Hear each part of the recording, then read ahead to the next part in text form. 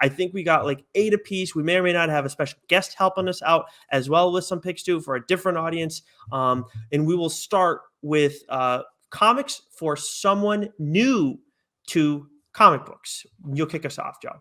Yeah, so I mean, this is a comic book that I'm going to suggest to anyone, and it's to me, it's an essential comic book to have, and this is one that I bought for someone recently, and a friend of mine who's uh 13-year-old son is getting into comics, and he's like, I'm at the comic store, what should I get?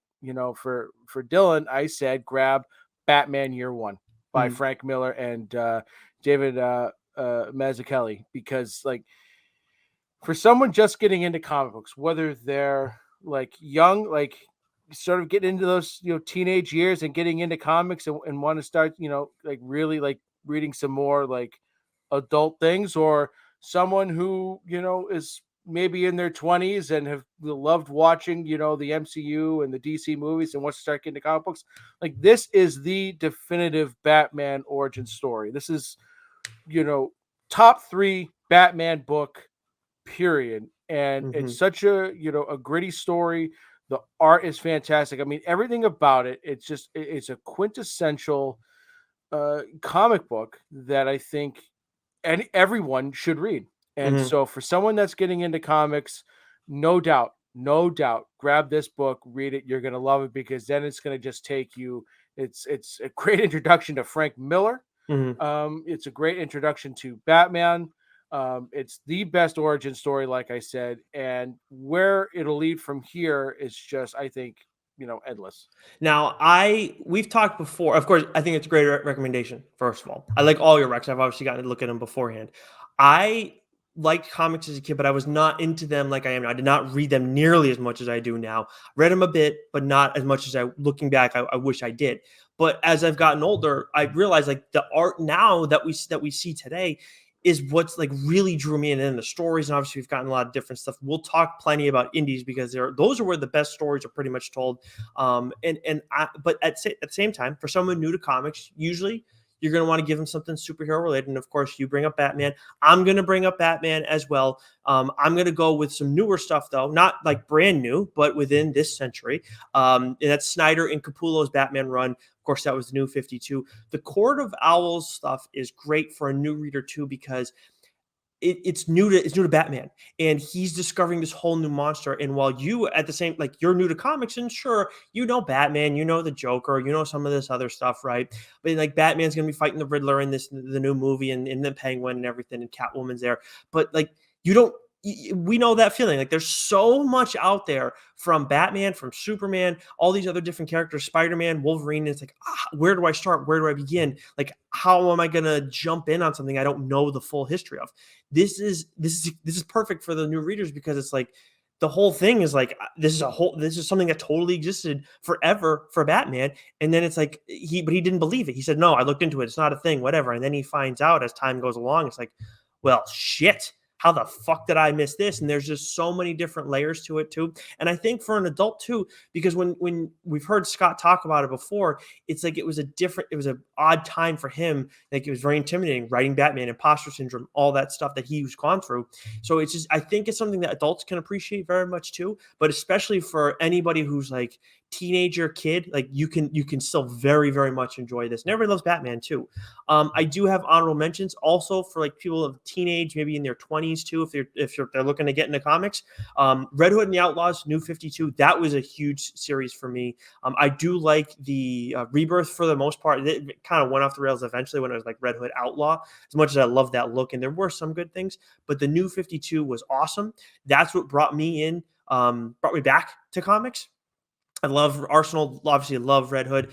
And then also Deadpool Kills the Marvel Universe too is an outstanding series. Of course, our guy Cullen Bunn. We've talked about that book on here a couple times. I think I did an episode on it. We had Cullen on, and he talked about it with us and gave us some fun inside information. And we talked with Axel Alonso about it too, now of AWA, but previously the Marvel editor-in-chief. So ton of stuff there. But still, if like number one for me would be Snyder and Capullo's new Batman run. I mean, a Batman run in the New 52 from DC. I'm sorry. Oh, so why hello? No, I was gonna say, so also, right, like obviously kids are gonna be new to comic books, right? And Yes. so we get asked from time to time, like I want to get my kids some comics, what should I get? And so, the Dogman series by Mm, Dave Pilkey, Swaggins has them all, loves mm, them. They're great. Like we have to read them to her, right? Obviously, but like for those kids who are, learning to read or already know how to read, like these are great. They're hardcover. It reads quick. They're funny. Absolutely enjoyable books. And then maybe for your daughters, wanting to get something. Powers of a Girl by Lorraine Sink. I think we talked about this last year, and we've mentioned it a few times.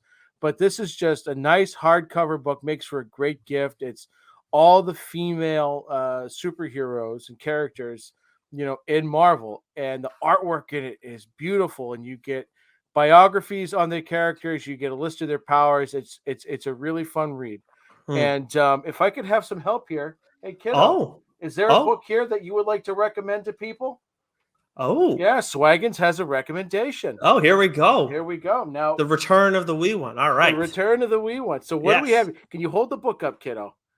What are we looking at? Do you know the name of it? Do you remember? My Little Pony.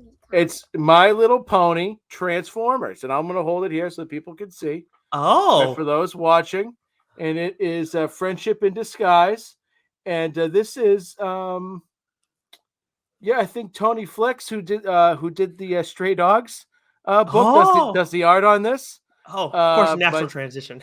right, Oh, exactly. But Swaggins has a lot of these books. Do you like them? What is your favorite thing about them? What were you telling me about the pictures? The rainbow. Yeah, you like the rainbows. You said you like the art, right? Yeah. Do you think other kids would like reading this book? Yeah. What is your favorite thing about it other than the art? The rainbow. You just love the rainbows, huh? Yeah. does she All have a favorite right. character, Joe? Who's your favorite character, kiddo? Is it Pinkie Pie? Is it Applejack? Do you remember? Applejack. I love Yeah. that. That's my favorite character already. Yeah. Oh, you love Optimus Prime. You were pointing him out earlier. Oh, and Bumblebee. You love Bumblebee, right? Wait, I'll show you my other favorite. Okay. Real quick, kiddo. We missed out on too. We needed to have Mac on because that's it. This is his Oh, favorite yeah. series Friendship is too. magic. Yeah. Yeah. God, totally lost on Yeah. that one. Hold on. Real quick. I know what page you're looking for. Hold on. Violet she already knows the splash pages. I need to know who this is. The anticipation is killing me. Yeah, I like that one. Oh, I don't know who that character is, but Violet likes this little pony here. For those watching with the unicorn, I don't know her name, but okay. Violet endorses My Little Pony's Transformers. Nice. And she thinks other kids will like it too. Can you say goodbye? Bye. There we go. Now she's got it. It took a few times, but now she's got it. Yes. Awesome. All right. We need to have her on more. We need to have more recommendations. She wants her own show. She can start out with like 5-minute segments on TLDR, and then she'll. That's right. And then she'll just her and your clock. They'll just take the podcasting world by storm. Don't joke about that. I got to put up my green screen so I can shut this thing up. Thankfully, that account I haven't seen much from.